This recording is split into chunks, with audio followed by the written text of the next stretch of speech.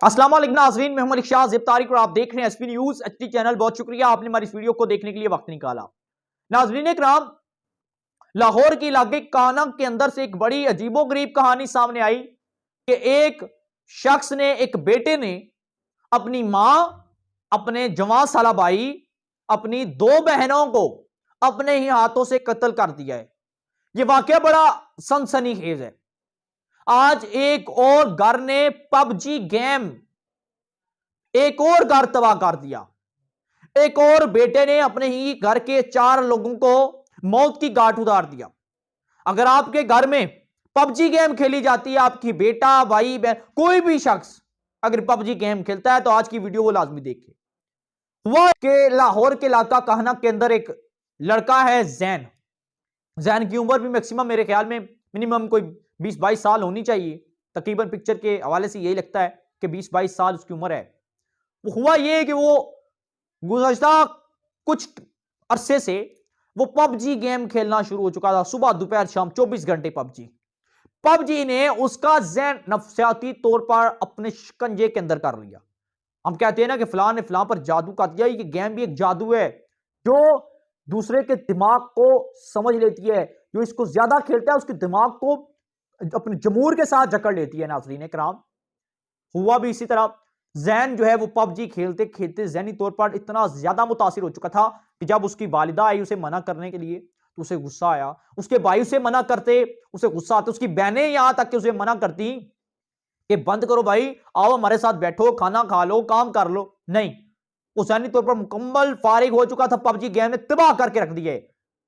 नाज़रीन कराम, अब इसे बहुत ज्यादा जब गुस्सा आया जैन ने उठाया पिस्तौल और सोते हुए अपनी लेडी डॉक्टर थी इसकी वालिदा, उसको भी कत्ल कर दिया। अपनी एक 16 साला और एक 8 साला दो बहनों को कत्ल कर दिया। अपने 17 साला भाई, उसको भी कत्ल कर दिया और खुद जाकर वो सो गया। पुलिस जब आई, पुलिस ने तफ्तीश की, पता चला कि जैन तो अपने कमरे में सो रहा है। पुलिस ने उसे उठाया और पुलिस ने अपनी कार्रवाई शुरू कर दी। जैन ने कहा कि यह काम मेरे मामू का है। मेरे मामू ने मेरी वालिदा, मेरे भाई और बहनों को कत्ल किया है। पुलिस ने मामू को तेविल में लिया, मामू से तफ्तीश का आगाज किया तो मामू ने यह कहा कि मेरा इसके अंदर कोई किरदार नहीं है, मैंने कोई कत्ल नहीं किया। पुलिस के हाथ बहुत लंबे हैं। पुलिस जब कार्रवाई करती है तो बड़ों का मुंह खुलवा लेती है। तो इसी तरह पुलिस ने किया, अपने तफ्तीश का दायरा कार वसी किया और जैन को हिरासत में लिया। जैन से जब तफ्तीश का आगाज किया तो जैन ने अपना इकबाल जुर्म कबूल कर लिया। नाज़रीन कराम, उसने कहा कि मेरी वालिदा, मेरे बहन, मेरे भाई जो हैं वो मुझे पबजी खेलने से मना करते थे। मैंने गुस्से में आकर उन्हें मौत की घाट उतार दिया, मैंने फायरिंग की।